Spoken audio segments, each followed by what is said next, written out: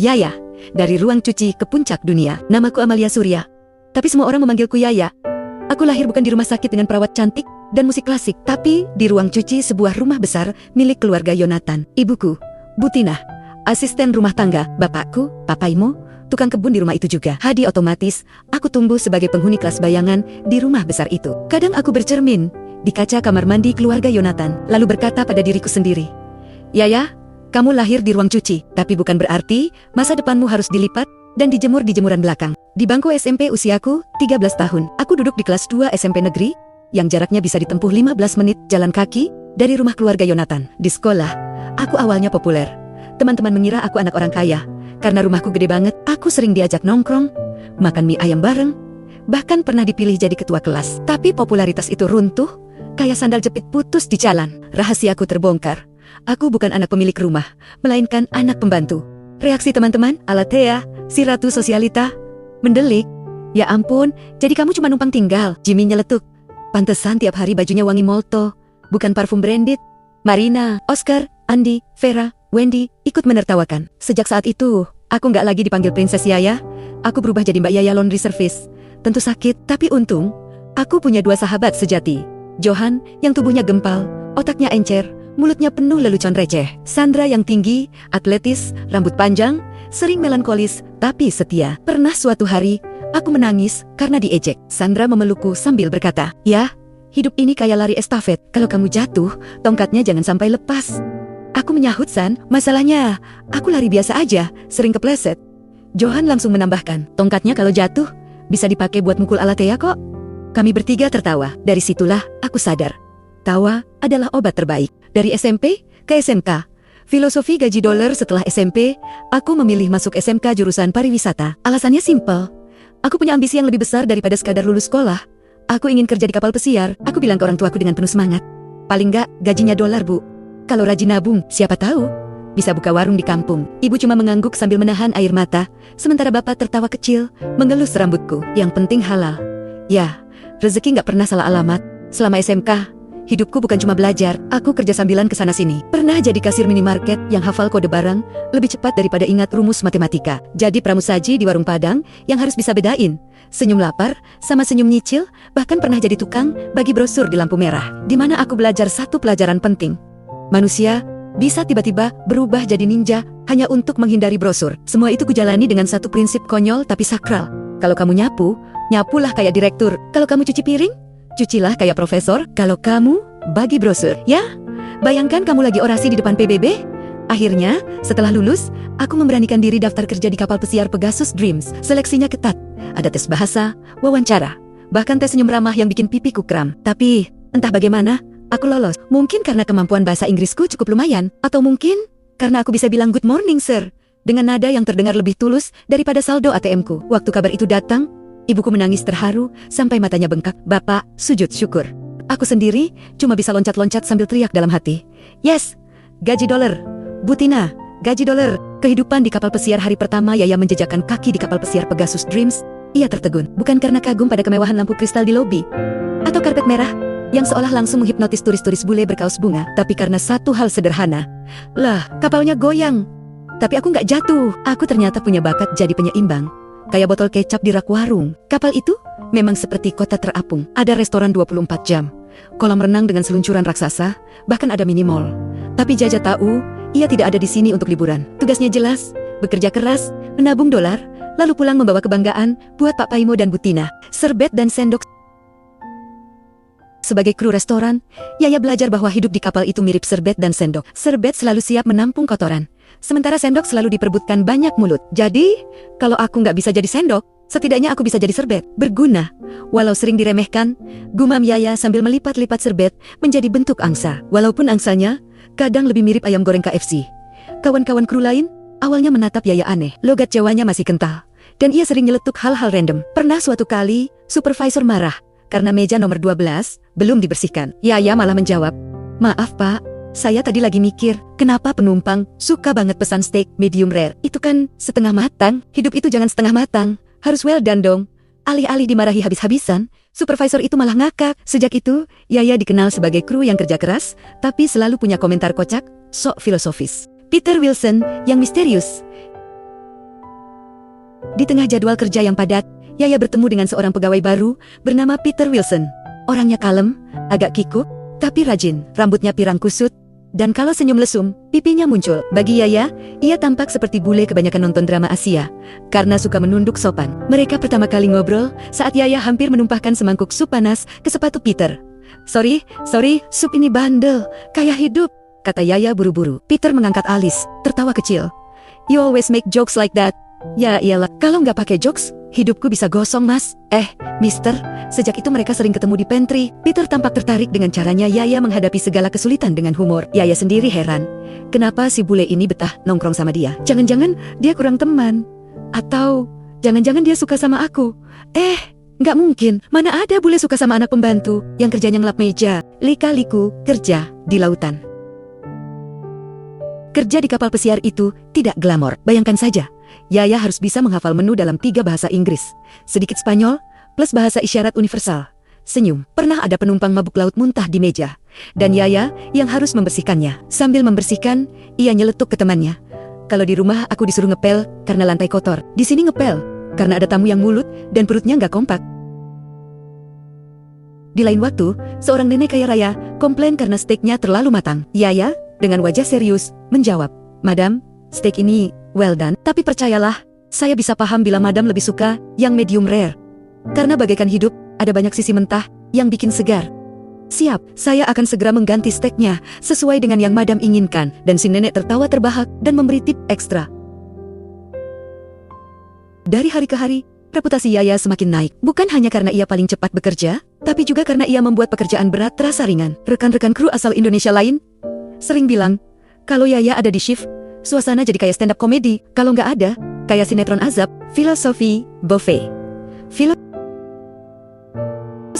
suatu malam, setelah semua penumpang tidur, Yaya, Johan yang akhirnya juga berhasil ikut kerja di kapal yang sama sebagai staff housekeeping, Sandra yang diterima sebagai instruktur olahraga, dan chef yang berkebangsaan Filipina duduk di dek sambil makan mie instan. Yaya berkata, hidup itu kayak buffet, banyak pilihan makanan. Tapi piring kita cuma satu, jadi jangan serakah. Ambil secukupnya, habiskan dengan bahagia. Johan menyahut, ya, tapi kalau aku, piringnya bisa tumpuk 3. Muat kok, sambil menunjuk ke perutnya yang bulat. Sandra menatap laut yang gelap, lalu berkata, tapi kadang pilihan Buffett itu nggak adil. Ada yang bisa ambil lobster, ada yang cuma dapat roti. Yaya menepuk pundaknya. Justru itu, San, tugas kita, cari cara supaya roti bisa terasa kayak lobster. Kreativitas itu bumbunya. Peter, yang diam-diam mendengar dari belakang, hanya tersenyum. Baginya, gadis bernama Amalia Surya ini punya sesuatu yang lebih berharga dari sekadar keterampilan kerja. Filosofi hidup yang sederhana, tapi bikin orang lain kuat. Pertemuan yang mengubah segalanya. Suatu hari, saat kapal berlabuh di Santorini, ada masalah besar. Kru kepala restoran tidak bisa kerja karena sakit. Sementara ratusan penumpang menunggu sarapan. Supervisor panik. Ayah, tanpa disuruh, mengatur alur kerja, siapa yang harus antar kopi, siapa yang isi ulang roti, siapa yang standby di buffet. Ajaibnya, semuanya berjalan lancar. Supervisor, Peter ikut membantu, dan melihat sendiri bagaimana Yaya mengendalikan situasi dengan penuh akal. Setelah selesai, Peter berkata, You know, you're a natural leader. Yaya tertawa. Leader apaan? Aku ini paling banter leader yasinan. Kalau lagi di kampung Peter Menggelang. No, seriously, you'll go far. Walaupun dia tidak tahu apa itu yasinan. Namun, kata-kata Peter itu menempel di kepalanya. Bukan karena datang dari cowok bule yang makin hari makin kelihatan ganteng di matanya ini. Tapi karena ia merasa untuk pertama kalinya ada orang yang melihat dirinya bukan sebagai anak pembantu, tapi sebagai seseorang dengan potensi besar. Cinta, pacaran, dan pernikahan. Entah sejak kapan, obrolan-obrolan recehku dengan Peter Wilson berubah jadi percakapan serius. Dari yang awalnya cuma ngeledek sup ini bandel, kayak hidup, sampai tiba-tiba kami bisa diskusi tentang arti kebahagiaan sambil nyuci piring. Kami jatuh cinta. Bukan cinta ala sinetron yang penuh bunga dan soundtrack melankolis, tapi cinta versi kapal pesiar. Bau ikan, suara mesin diesel, dan romantika rebutan jadwal shift. Pacaran kami sederhana. Kadang Peter ngajak jalan di dek kapal, makan es krim vanila sambil melihat matahari tenggelam. Kadang kami cuma duduk di pantry, berbagi mie instan, rasa kari ayam. Tapi disitulah aku merasa bahagia. Johan dan Sandra sering meledek. Ya ampun, Yaya, kamu tuh kayak putri Disney KW. Pangerannya bukan naik kuda putih, tapi nyapu lantai pakai mop biru.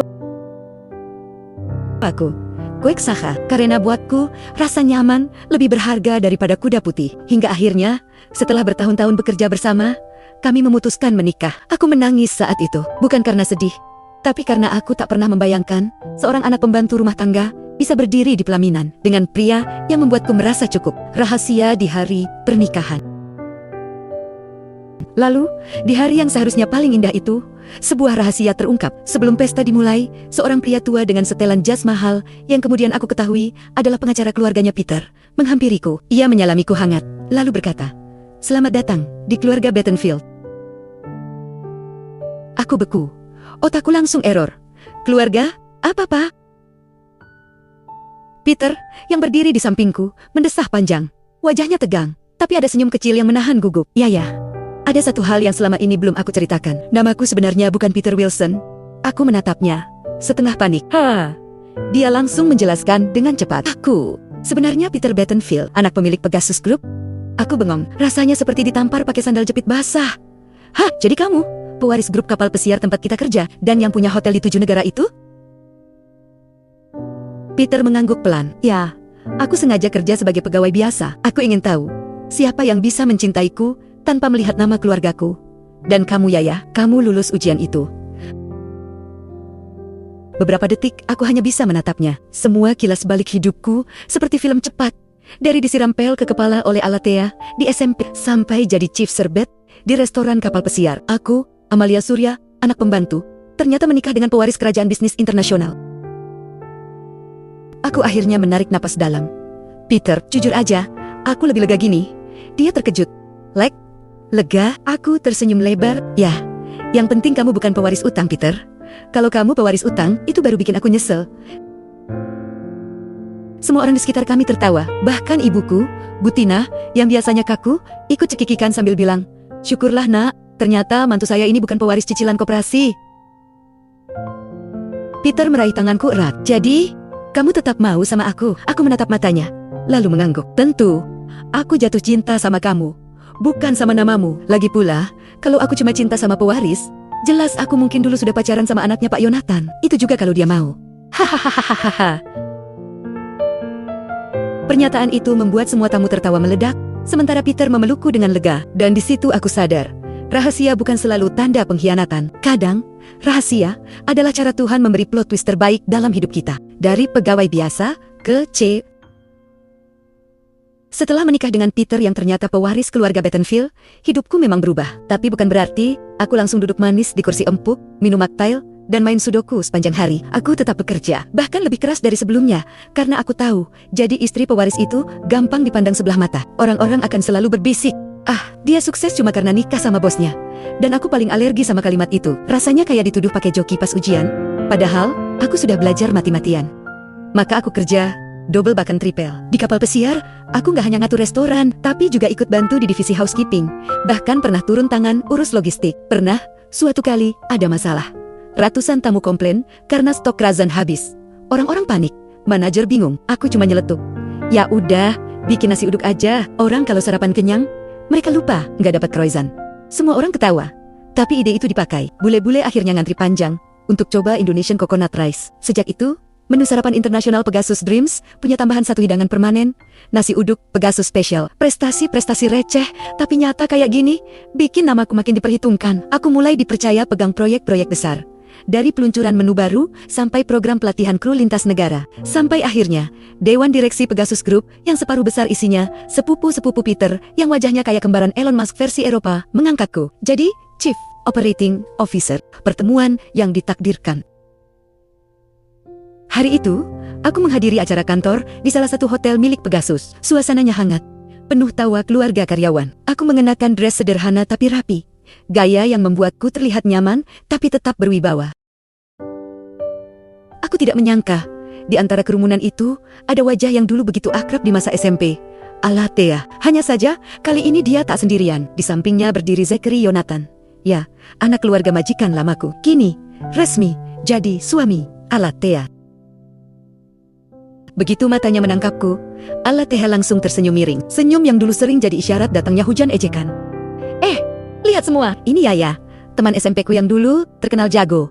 Jadi pembantu, turun-temurun loh. Beberapa orang di sekitar kami menoleh. Alatea tampak menikmati sorotan itu. Lalu, seakan pertunjukannya belum cukup, dia menumpahkan minumannya ke lantai. Gelasnya hampir jatuh, tapi tangannya sigap menahan. Aksi teatrikal yang jelas disengaja. Ayo ya, bersihkan. Kamu pasti masih lihai urusan beginian kan? Zachary tertawa keras, menepuk-nepuk meja. Aku hanya menatap mereka. Aku mendekat beberapa langkah, lalu tersenyum tipis.